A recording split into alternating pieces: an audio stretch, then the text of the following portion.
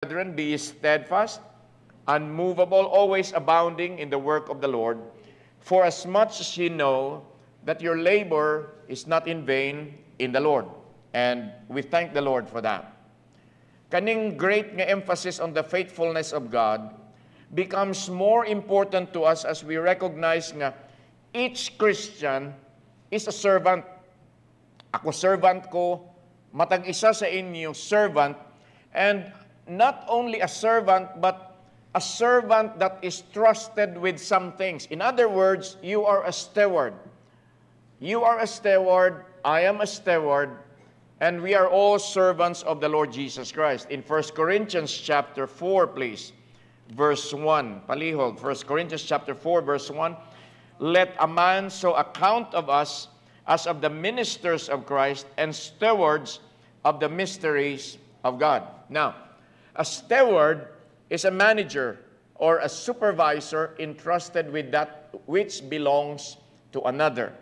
Okay? So, kaning church, dili ni ako, iyan ni sa Ginoo. This is the body of Christ. This is not mine.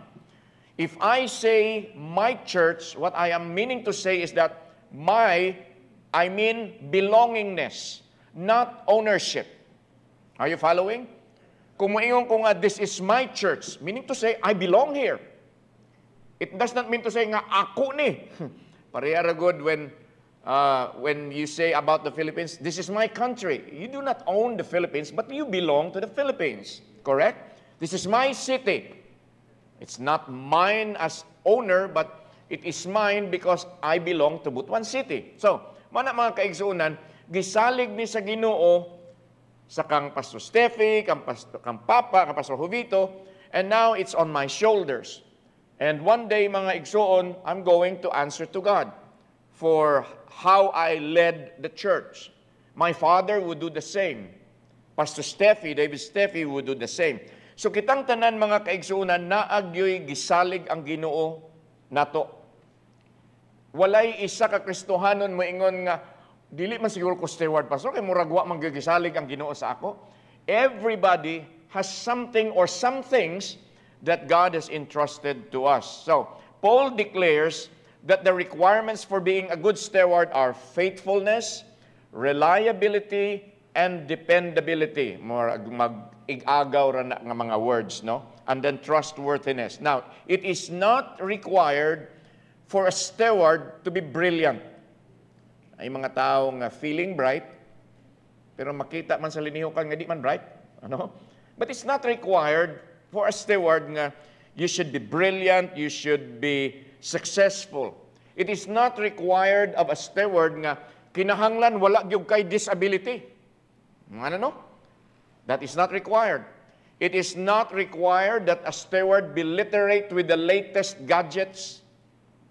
No. And then mga kaigsunan, it is not required that a steward will be well known. Nga kinahanglan ilado ka before ka ma-steward. No, that's not a requirement of the Lord.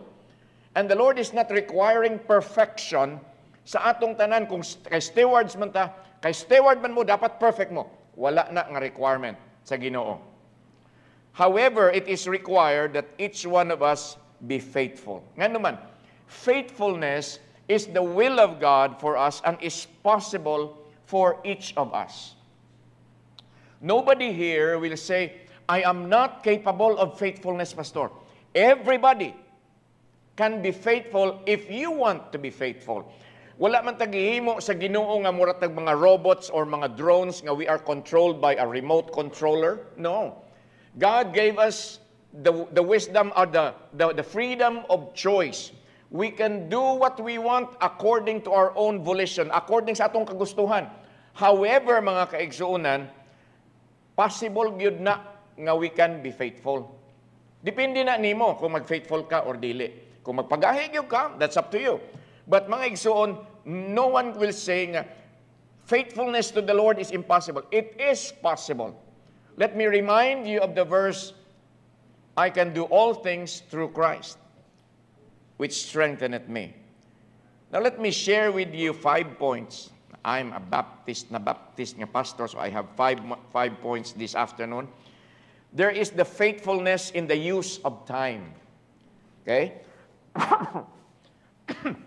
Excuse me. The stewards of the Lord must be faithful to God in the use of time.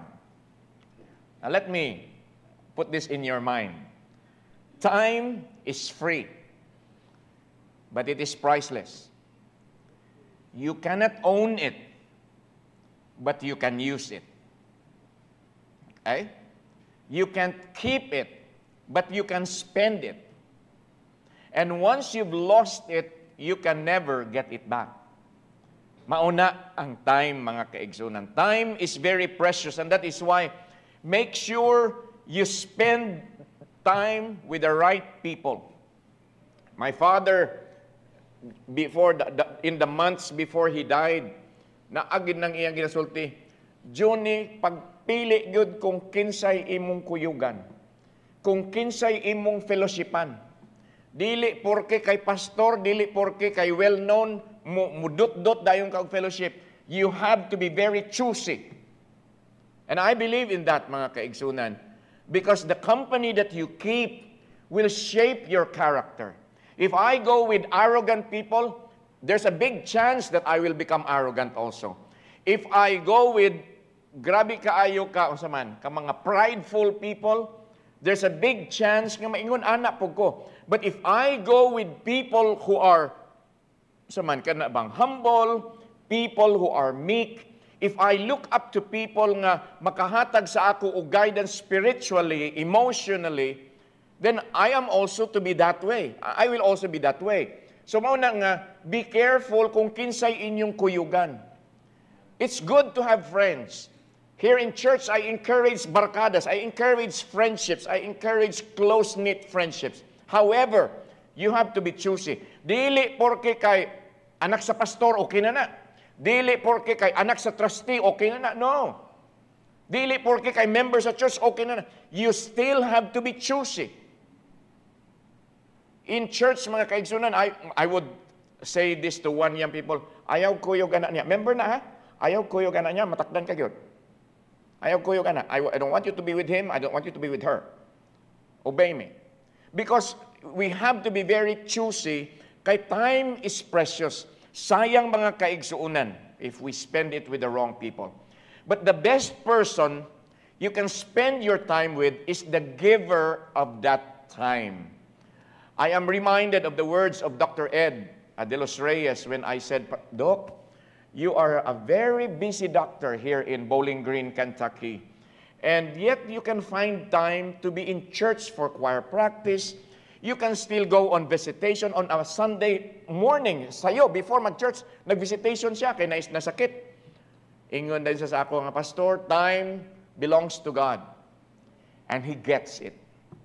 So mga igsuon, the best person nga imong kuyugan or gastuhan sa imong time is the giver of that time. Okay? Be selective with who you invest your time, because wasted time is worse than wasted money. When you waste your life, when you waste your time, you're actually wasting your life. Kaya, ugma, napamay adlaw, napamay ugma. Mga kaigsunan sa mantaron, September 2, correct? We're September 2. Tanawan na. Tamsa. Niluag kadali Brother Binayo na kay Renz, diha mo rag niluag man. March na, naunsa na. Anyway, we are March 2, di ba? Unsay mawala karon nga panahon, March 2, 2025. Dili na maotro. So what can you do today? I'll do it tomorrow. Yeah, you can do it probably if you're still alive. But if you waste March 2, 2025, it will never come back to you again. Kay mga igsoon, it is wasting your time. The bad news is, time flies. Diba? Kanang, na ako'y book of readers tong una nga, nga naman nga, gilabay man kuno sa bata ang kaning relo outside the window, nga nung githrow man niya. Because he wanted to see time fly. So, maunay answer sa riddle kuno hay nga, OA kaayo. But anyway, time flies. That's bad news. But the good news is, you're the pilot. So, unsaon na nimo ng imong oras? It's up to you, mga igsoon. God has given you 24 hours a day. What do you do with the 24 hours a day? I was studying when I was preparing for Educators Convention 2 years ago. 2 years ago, kanang nag-alarm ang akong computer nga, your screen time is already 9 hours today. Wow! 9 hours. Ang ako po, wa man sad ko nag 9 hours nag-atubang sa computer kanang I'm doing something else, on ba ya ang screen. So screen time naman na. Bali ko nga, pagka-waste ba sa akong 9 hours? I was just using the screen. Kaning, if I use my iPad and my iPhone, is mo kwan naman na sila, seamless man na sila. So bisag wa ko sa laptop, pero na ako'y on ang akong iPhone, mo connect man nagyapon na. So your screen time. So, mga kaigsoon, pagka-wasteful ba? Pagka-wasteful ba sa akong oras? So mga igsoon, time flies, but the good news is you are the pilot. So, we all want to have time, but many times we spend it the worst way. The truth is, time is one of the precious gifts that God has placed in our disposal. Believe it or not, igsoon, importante kayo ning atong oras, ang atong panahon, ang atong time. So there are I think our time is divided into at least 3 categories. Letter A, there's the time to work. In the Old Testament, God's plan was that people should work 6 days and earn their livelihood. Okay? You work for 6 days, and on the 7th day, you rest. Pero mga kaigsuunan, karon batang na to, you work Monday to Saturday, but then Sunday is the Lord's day. So nganong Sunday man, pastor, nga ang sa Bible, Sabado man. That's another message. Okay? I don't want to go to that, but that's another message. But anyway, mga kaigsuunan, God has given you 6 days to work for our livelihood. If you need more than 6 days to work, then mga igsoon, I would ask you to please tanawa utro ang inyong priorities. If you need Sunday para sa imong trabaho, let me ask you and let me urge you to rearrange your priorities. Kay mga kaigsuonan, dili pwede nga gitagaan nato sa Ginoo og 6 ka adlaw para sa atong kaugalingon. Ang iya nga dili man gani 24 hours nga nagsimba ta, it's pila naman ta ka hours nga simba. Most of the hours of Sunday is for us, di ba? How many hours do we sleep? How many hours do we eat? Breakfast, lunch, dinner, in between, napay afternoon snacks, napay midnight snack. Ato man na. O di ba? Naligo ta, nag-ilis ta, para man na sa ato. Pero ang kanang hatag nato sa Ginoo, kanang gi-offer nato sa Ginoo, pila ra ka oras. And yet, ato ng kawaton, there's something wrong with your priorities, my friend. There's something terribly wrong. Kaya nga naman, God deserves the best. God deserves time. Why? Because He's the giver of time. What if kuhaon na sa Ginoo ang time nako? Lord, sorry, Lord, wa ko'y time nimo, Lord. Busy kay ko, Lord. Ako ni gusto gaapas ko sa mga cheque, Lord. Lord, pwede, understanding bitaw. What if God would say, yeah, understanding bitaw ko dyan, pero kuhaan ta daw kag time. What will happen? I'll die. O di ba? Mauna mga kaigsunan, it is very important nga ato pong ihatag ang time sa Ginoo. There's time to work. In 2 Thessalonians chapter 3, verse 10. Kung sa giingon sa Bible, for even when we were with you, this we commanded you that if any would not work, neither should he eat. Kanibang going to before the Recon Summit in Davao, and karon SLC naman ugma sa Tuesday, na yung mga young people nag-ingon sa akong pastor, pwede may mamaligya o ane para baon na. Yes, I approve of that. Nga naman, mas maayo ng, sige na ko nagbalik-balik, no? Mas maayo ng gitrabahuan nato. Kaysa ka nang magsalig lang tangabi, uy, naaman si Ma'am Langging, mangayo po ni Ma'am Langging. Kani sa Amerika, kwartahan ni. Ano, no? O, Uy, ni asikuan, ni si Captain Muego. Mga ayo ko ni Captain Muego kay ay mga igsuon ayaw ana. That is why I am very supportive to our young people who are doing their best maghimo og mango float. Unsa pay gina-float na apay apple float, basta kay na-float, no? Whatever you create, whatever you cook, parang you can earn a certain amount of money. I salute that. Kay kinahanglan gyud ta magtrabaho. There is time to work, let there's time to rest. Kinahanglan po tagpahuhay. Okay? Kaning nagtanaw ko sang schedule bang grabe man gyud ka puno unya. When I was in Davao, after I preached sa mga young people, na iniduol sa akong pastor, I'm from Nueva Ecija. We would like to invite you murag next Sunday. Iko nga, I'm sorry. I have to rest po. I have to rest. Somebody came to me, Pastor, yung pastor ko po nagsabi na kung pwede po kayo ma-invite. Ako, I appreciate the invitation but I think hindi po kaya ng katawan ko. Ano no? Because we have to rest. I have learned my lesson the hard way. Before September 2, 2022, feeling na ako si Superman ko. I go from this, gikan kog abroad, abot din abroad na pod, unya adto na pong ana. Kay feeling Superman lagi nga, kaya na ko ni, nabitaw ang grasya sa Ginoo, you see? You see how much I abused the grace of God? Naabitaw ang grasya sa Ginoo, ng grasya. But God is telling us to rest, and that is why He told me to rest. Isa kasi mana lagi sa Makati Medical. So muna mga kaigsunan, there is also time to rest. And let us see, there is also time to serve. Okay?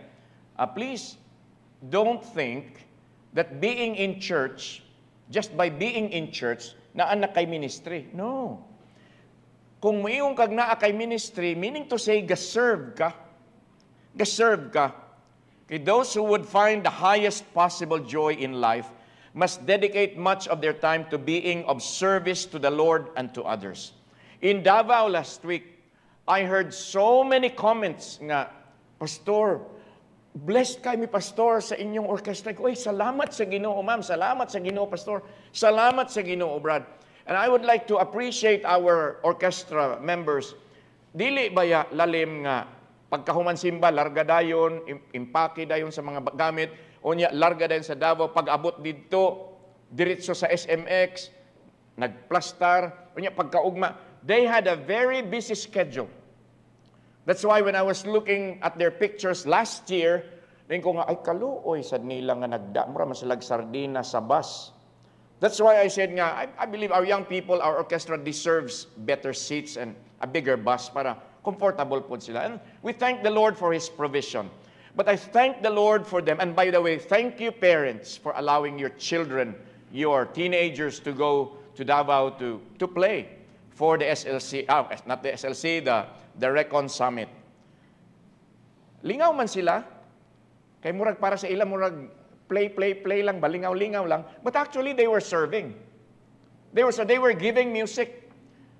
They were, kumbaga, they were preaching in song, so to speak. So salamat mga salamat ninyo nga nag-serve. Salamat sa atong mga ushers nga naa sa gawas, watching me right now through their TV there and listening to me, but at the same time watching the vehicles. Salamat sa naa sa nursery. Salamat sa media control who is always troubleshooting if there's something goes wrong. Salamat sa nag-assign din na sa deaf. Salamat sa tanan, to those who sing, to those who play the piano, the instruments. Thank you for your ministry. But what about the others?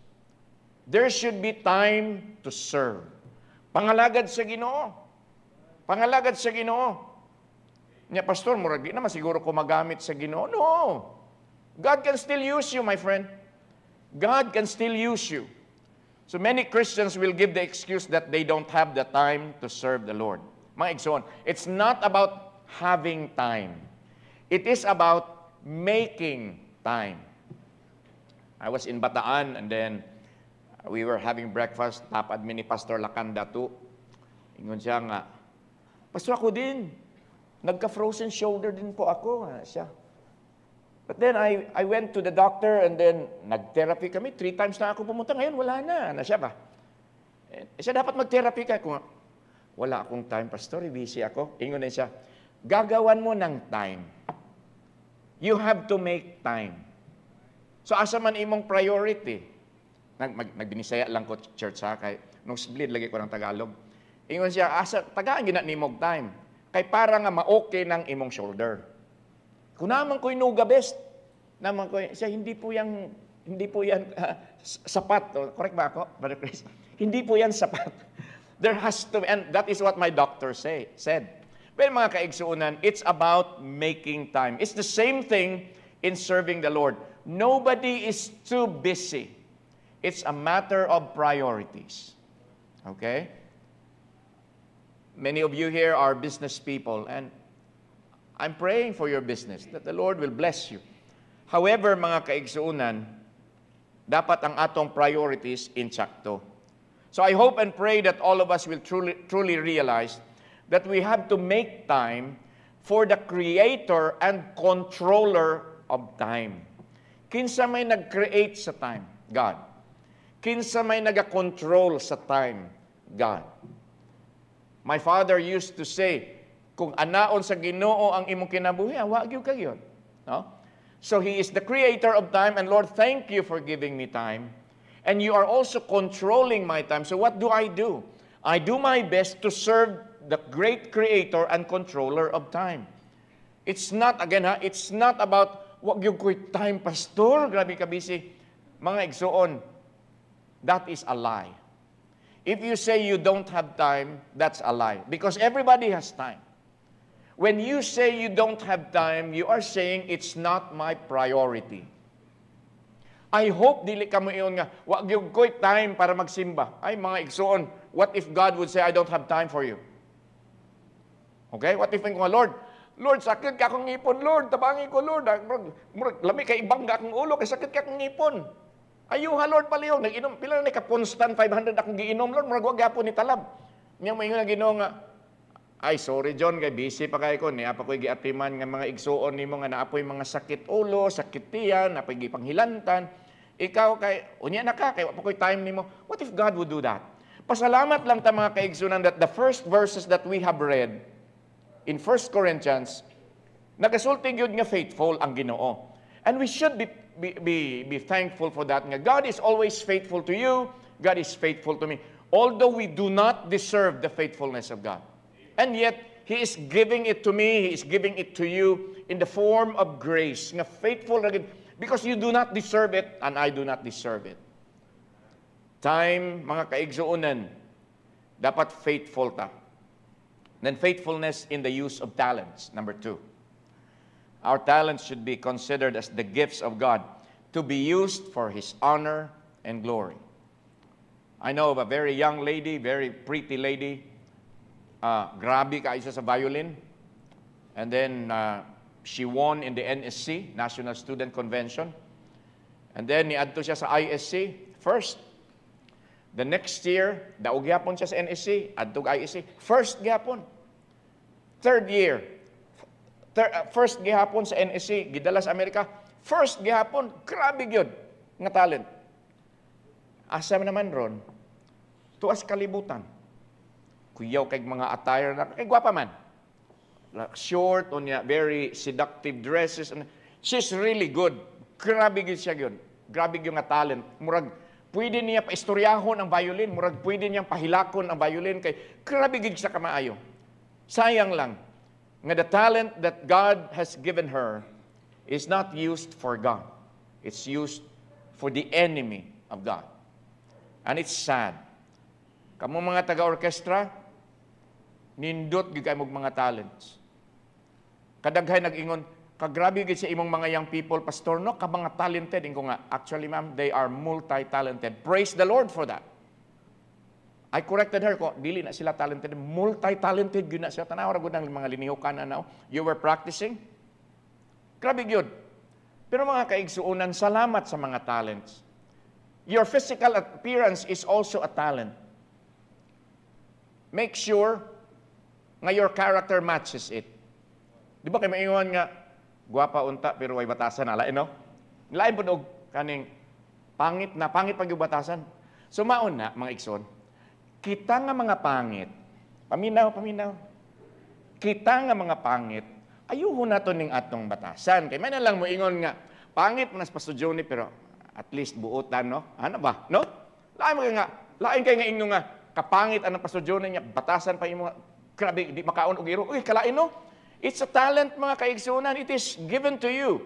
Your physical appearance, you're beautiful, you're handsome, use it for the Lord. Ayaw gamita para sa binuang. Okay? Pero kita, agutron ako ni, parang ang sudi, kita nga mga pangit, tarungon nato ang atong character. Para dili sad kayo tanto nga, murag dautan na lang gid sa nga tanan nga. Pangit pa, bulok pa, ngilad pag yung batasan, wa pag yung kwarta, okay, pagkaluoy na lang gid nato, no? Bitaw mga kaigsunan, faithfulness in the use of talents. God does not expect us to excel in the sense that we outperform other believers. Here in our church, we are not saying, ako sa orkestra, kung wa ang akong position ni Ayan sa SSA, concert master, kung wa ako sa pagka-concert master, di na makasunod ng mga violinist sa ako gimaayog yun. No. We are not doing it to outperform others. However, I am encouraging you to take your talent to the next level of excellence because it is for the glory of the Lord. I have been speaking many years already, and yet I still read articles on public speaking. Yes. Ang akong elective tong third year high school, si Ma'am Luz Estrella ang akong teacher, public speaking. Ako nang elective. And I had a 95 grade in public speaking. Giro, no? And then I have been speaking in college, Cebu, in Iloilo. I have been speaking. I have been in debates many times. Pero mga kaigsunan, I still seek to improve myself because the biggest room in this world is the room for improvement. But I am not saying, mas maayo pa ko kang Brad Chris. Kana si Brad Joel, alayo ra na sa ako. Kana si Pastor Kent Gisalba, mas maayo gid ko. No, mga kay, we are not like that. But we are going to excel sa atong kaugalingon nga, I should become a better person than last year. Dapat this coming 2026, I should be a better Johnny Brasileño. So mga igsoon, there's the faithfulness in the use of talents. He wants us to excel with the motive that we give our very best to Him and seek for ways to become better in what we do for Him. Kamu mga orchestra members, you are really good, but you can do better. I will never let you think nga you don't need to improve nga. Okay na ko, kaya naging pastor, excellent na kayo. You're excellent, but you can do better. Dapat mo improve yun mo. Our God has given us talents to develop and use for His honor and glory alone. Number 3, faithfulness in the use of treasure. Time, talent, treasure. Stewards must be faithful to God in the use of what God allows them to have materially. Kung naa kay kwarta, mga igsuon, praise the Lord. Money is not bad. To have millions in your bank account is not bad. Blessing na sa Ginoo, enjoy it. However, the love of money is the root of all evil. It doesn't mean to say because you have money na anak kay love of money. No, dili man. Kanira bang way mga kwarta, mo na no grabe og love of money. Naapod ning mga kwartahan nga, perting datuan na, they have millions in numerous bank accounts overseas, in the Cayman Islands, in the Swiss banks, in Zurich. Pero, hilaptan pag yun ang PhilHealth, di ko kasabot niya na. Bitaw mga sometimes I have to correct myself nga. Sorry Lord, nagpolitika naman ko ni Lord sa pulpit. Oy. But anyway, mga kaigsuunan, it is God who gives us the power to get wealth. And we find that in Deuteronomy chapter 8, verse 18. Unsa giingon sa Bible? But thou shalt remember the Lord thy God, for it is He that giveth thee power to get wealth, that He may establish His covenant which He sware unto thy fathers, as it is this day. So, God expects us to earn our money by honest and helpful means. Okay? Salamat sa Ginoo. Kung naa kay negosyo, be honest. Be honest, walay tikas. Kung mutikas mo og piso raman to pastor, tikas gyapon na. Mutikas mo og 1,000 unya, mutikas mo og piso, unsa may diferensya? It's just the amount, but it is still tikas, it's still cheating. Okay, it's still dishonesty. So God requires that we share our income also with the work of His kingdom. Now, naay mga Kristohanon, we complain about tithing, we complain about, missions giving na sad, first fruits offering na sad, second offering na sad. Pero mga igsoon, gabayad man lagi tag taxes. Okay? And by the way, kanina akong gipangutana si Brother Samuel. Brother Samuel, how much did we pay the BIR when we purchased the land? And I was told that we paid like 577,000 in taxes alone. It's just a small piece of property, 821 square meters. And then, pagpalit di ay sa yuta, na ay offer ba nga? So, unsa man sir, pwede man nato ni kanigod ang atong deed of sale, maghimo po tag lahi nga deed of sale para gamay ra inyong bayaran sa BIR. Ikaw, anak din na, Brad? Sige, kunya, unsay mong gitubag, Brad? Kadi man sugot among pastor, anak, ma'am. We were actually given a choice to earn or to save money. But mga kaigsuonan, property na sa Ginoo, unya iagi na tog tikas, why blessing na? When you are purchasing something and then you need to pay taxes, please, pay the proper taxes. Pastor, sayang sa 500,000? Yeah, sayang. Pero taxes man na mga igsoon. I have always said that. Dili gyud ta mo tikas bisag 1,000. Dapat ato gyud nang ihatag gyud kung unsay insakto, mao gyud na. Muintang kasayang ba sa kwarta, magamit pa unta nato to sa missions, magamit pa nato to pa improve sa building, makapalit pa ta atong grand piano, pastor. Makapalit pa ta og bag-o nga sound system. Yes. But I believe the Lord will never honor that.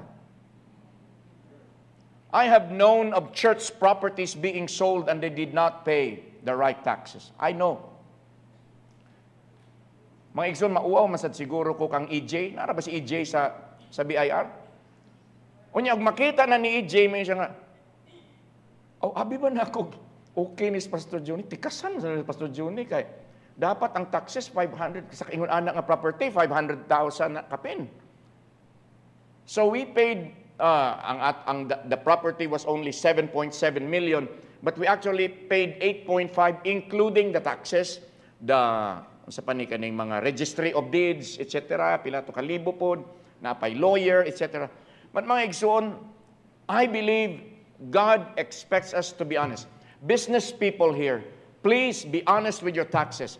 Probably when you look at it, murag deficit mo kay sayang kaayo ni, sayang. But believe me mga igsoon, if you just become honest with the government, because the Bible says, give unto Caesar the things that are Caesar's, that pertains to Caesar. And the Lord, para po sa Ginoo. When we are honest, I believe with all my heart, the Lord will bless. When we started Good Shepherd in 2001, I made a vow, I will never give a single peso to corruption. I am also very thankful that God made it very easy for me. Kaya ang taga-DepEd, wala gyud nag-ingon nga, taga-is ako 5,000 dia para ma-approve ng inyong permit. Wala. When I speak during EdCons, I share that, and then administrators from Southern Mindanao, from Northern Luzon, Pastor, you are blessed kasi sa amin, harap-harapan nga. Taga-ay kong Gismel. Ano, no? Pero sa may gisulti sa, narabay taga-DepEd, Ma'am Joyce here. Kung sa may gisulti sa DepEd sa ako, i-accomplish lang ni Pastor. Accomplish lang ni, ako nang i-accomplish. Gidana po na ako dito. Ingon siya nga, sayop man nga pagka-plaster. Pastor, utruhan na. Utro na po. Pero wala gyoy mention, wala gyoy insinuation nga, taga-e sa kugwarta. God was so gracious to me that He made it very easy for Good Shepherd to start, and until now, by the grace of God, we do not give in to any form of corruption. One rich parent came to me one day and he said, Pastor, are you going to open Good Shepherd for kanang murabag na ay mga investors? And ko, so, what will happen kung na ay investors? Tindog din ng building, Pastor. Paspas kayo ng building. Kay, mga dato man. And ko, you know, sir, this is not mine. Ang tag-iya ani is the church. And I believe the Lord will just help us go up. The Lord will just help us with whatever we need. But I will not open this to investors because I believe that Good Shepherd should be under the control, the complete control of Bible Baptist Church. Dili kay ani nga businessman, ani nga businessman, ani nga businessman. So until karon ingon ana. Yes, we had hard times in Good Shepherd. And even until now, we have hard times financially. But I believe, mga kaigsunan nga, dapat we are to be faithful in the use of our treasure. Those who never learn to return the tithe will find it exceedingly difficult to give their total selves into the service of God. Kaya nga naman, you are not faithful with your treasure. Number 4. Uy, al 5 naman din, no? Faithfulness in the handling of trouble. Okay? Kanang naamaning mga trouble nga kanang giallow sa Ginoo sa atong kinabuhi to strengthen our faith. So, we have difficulties, we have trials, we have tribulations because the Lord wants us to be strengthened in our faith nga.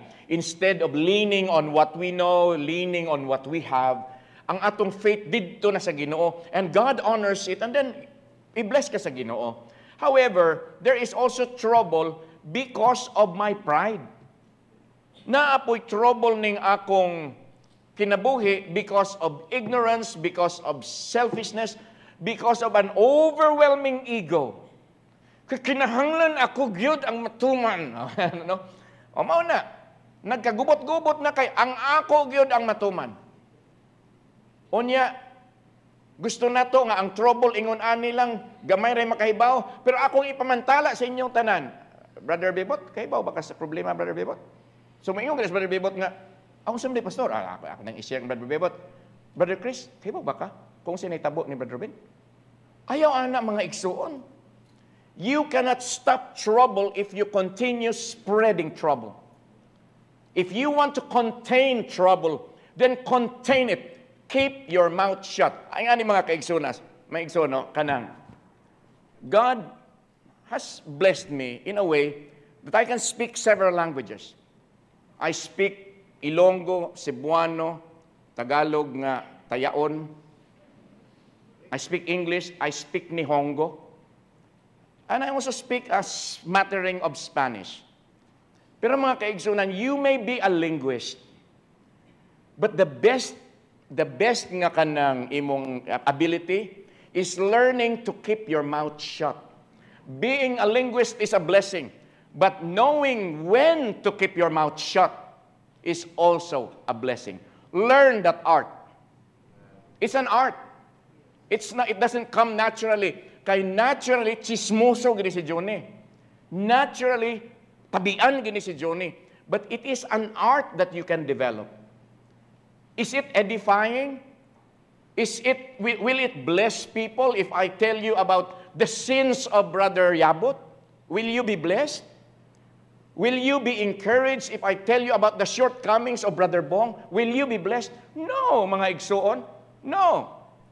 Mauna, being a linguist is a talent, but there's a bigger talent. Learning to keep your mouth shut. A good conversationalist knows when to keep his mouth shut. Kana. Mauna mga igsuon, kanang, we ought to be faithful in the handling of trouble. God allows trouble every now and then. What do you do when the trouble is because of saman? Job. Nagtarong ka pero na may problema, Job na.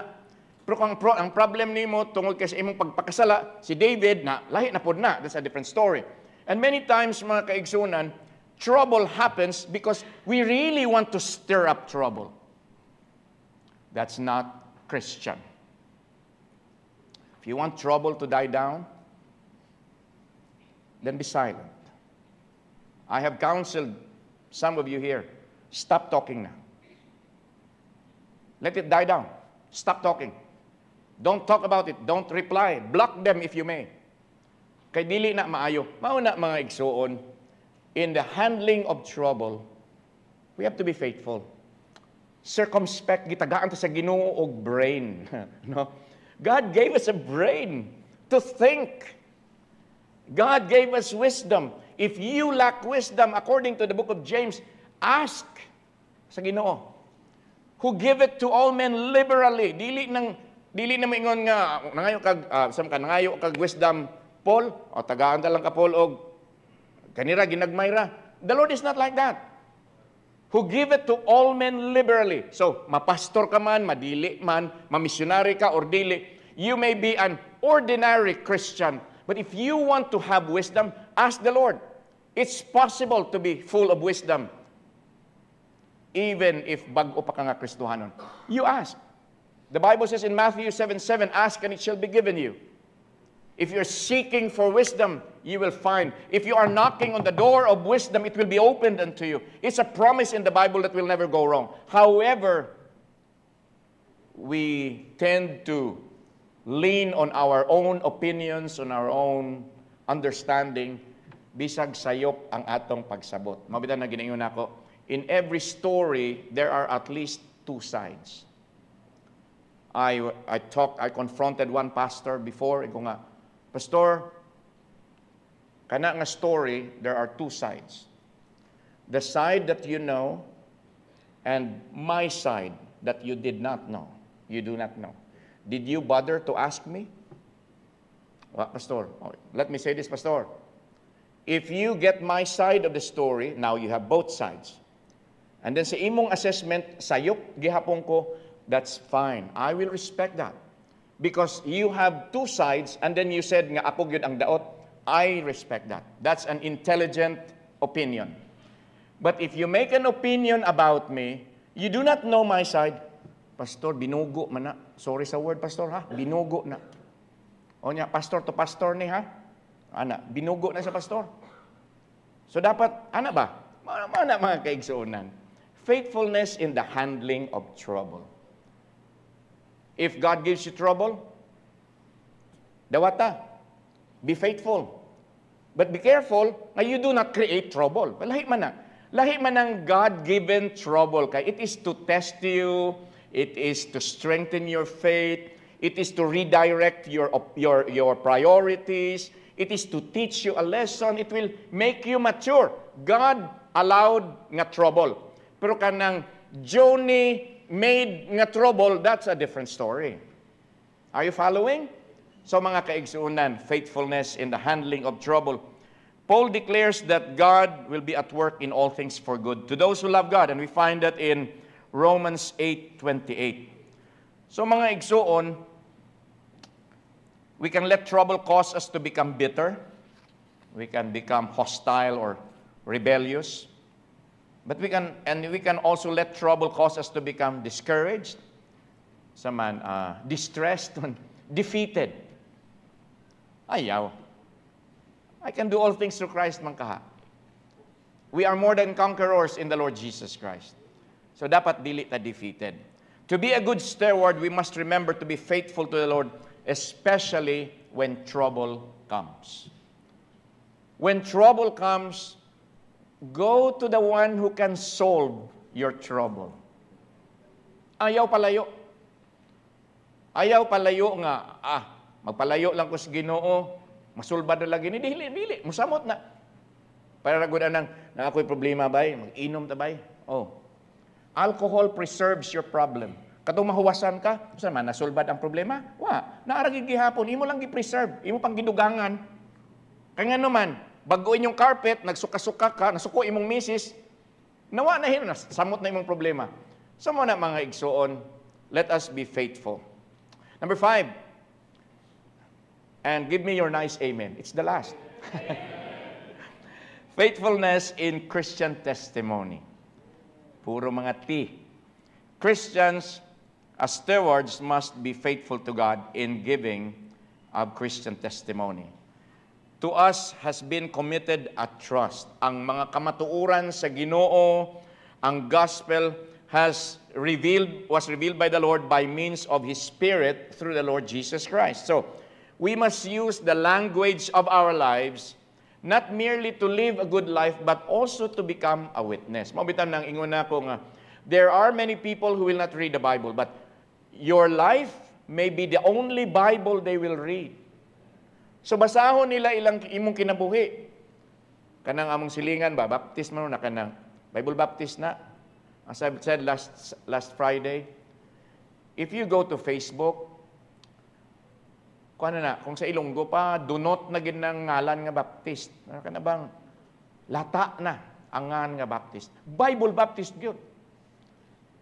It is so maligned. And then, sometimes mga kaigsuunan, naapod ning mga bright sa Facebook nga, they get a certain clip of a certain preaching, and then ila da yung i-magnify, ila da yung i-sensationalize, just for the sake of, bang para ma-monetize nila. Tanawa ra gud tong nahitabo sa Philippine Airlines kay iya kunong laptop na buak kay gibutang niya sa check-in baggage. You don't do that to a laptop, MacBook pa. You don't do that, but for the sake of sensationalism and for the sake nga daghay mga engagement sa akong page, so to speak, na ako nang himon, which is very dishonest. Pero mga kaigsunan, kita ba? Magtarong ta, magtarong ta. Kana bang hinaot untang we can confirm our faith in the Lord by testifying clearly. We can use the language of our lips to communicate the divine concern and the divine love of God. So, to be silent in the presence of great spiritual need is inhuman. It is unnatural and it is very unchristian. In closing, mga kaigsunan, it is not required that stewards be naturally intelligent. Naamang mga tao nga bright good. I've read of a young Korean. At 7 years old, he speaks 7 languages fluently. Onya bisag unsang mathematical equation imong ihatag sa iya, kaya kay. He's a very different kind of breed, no? Ang iyang mama ug papa puro college professors, puro mathematics professors. Unya ang mama ug papa niya, they were born exactly to the same minute. So kung ako December 28, 1966, unsang orasa sa December 28, ingon anak pod ang asawa. Ano ba?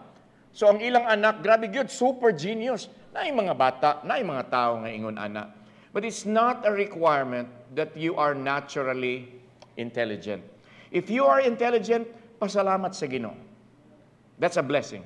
And it's a trust. Imong ayuhon na siya og pag-atiman. It is not required that stewards be highly educated. God is not saying, you cannot be a steward for my ministry because you did not graduate from college. Alabaw na ka nga, kindergarten ra kakutob. Awagan ni kakatunob. Mas John the Baptist, to katunob og kindergarten, di ba? Mabitan ng pag-ingon sa mga pag-ingon sa pastor nga, hala, na pastor na si Johnny, kakuwang man ana. Ayun ko nga. At first, nasakitan ko nga. Pagkagamay na lang sa ilang pananaw sa ako, no? But then, later on, mga kaigsunan, I realized nga, tinuod man po. But then, ayun ko nga, katuday si John the Baptist. Ako, nakatungtong pa kong kalid, no? Nipaso po ba ako stead. Pero, kato si John the Baptist, ganito naka-kindergarten. Kung gigamit man lagi sa Ginoo, so bahalag kuwang basta kay gamiton sa Ginoo.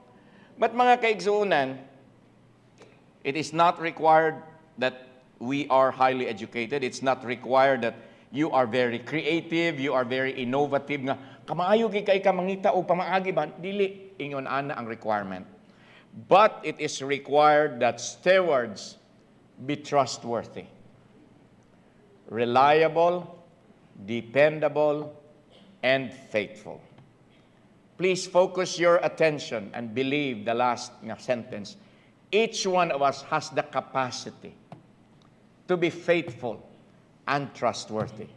Lisod man na, Pastor? Yeah. With all the temptations in this world, with all the under the table din sa atong kalibutan, labaw na din sa atong nasod, mga igsuon, it's still possible. It may be hard, but it's not impossible. it is possible because I believe in the verse that says, I can do all things through Christ. Whenever there is a difficulty sa kinabuhi, whenever there's a difficulty in the ministry, I always go back to that verse. I can do all things through Christ, which strengtheneth me. I may not be able to do what Pastor Army Gisalva is doing.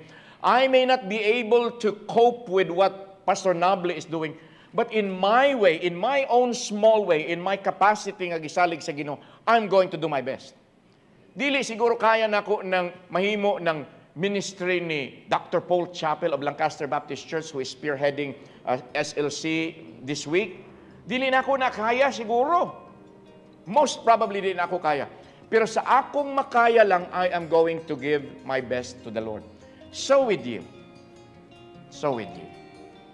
So each one of us has the capacity to be faithful and trustworthy.